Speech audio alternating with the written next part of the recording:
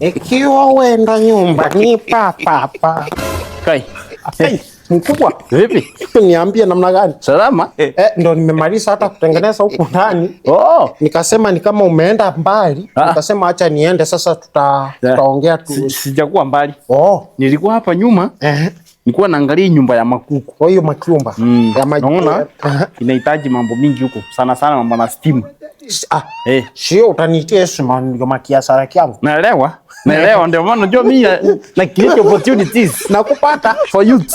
Sasa hiyo ukienda ukiwa hata na mcute huko ndani msiki ni ile bomba. Imekuwa sawa? Imekuwa sawa kabisa.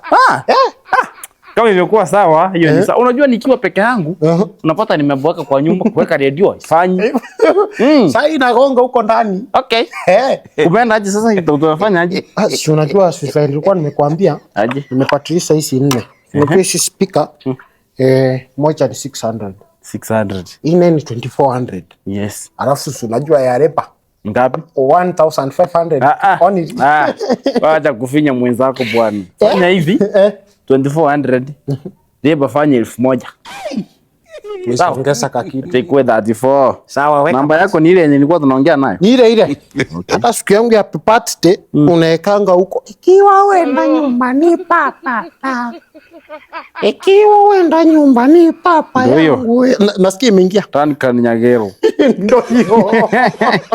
Okay. Namaste. Iko sawa? Iko chonjo. Sawa, siku nyingine. Okay. Alafu. Hizi sasa hakuna haja ujisumbue nazo. Kwa nini?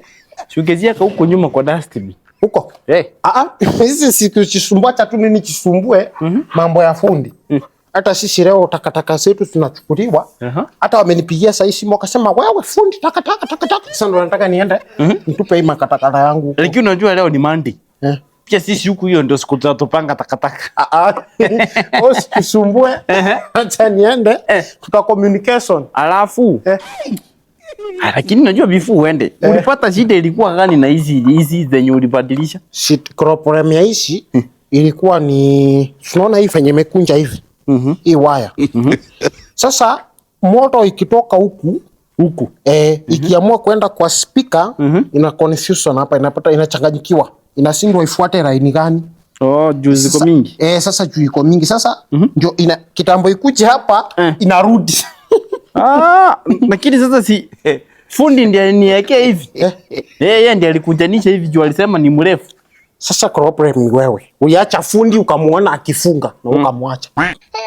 Hiyo sita ni wewe. Lakini ngoja. Before nitoke hapo kwa nyumba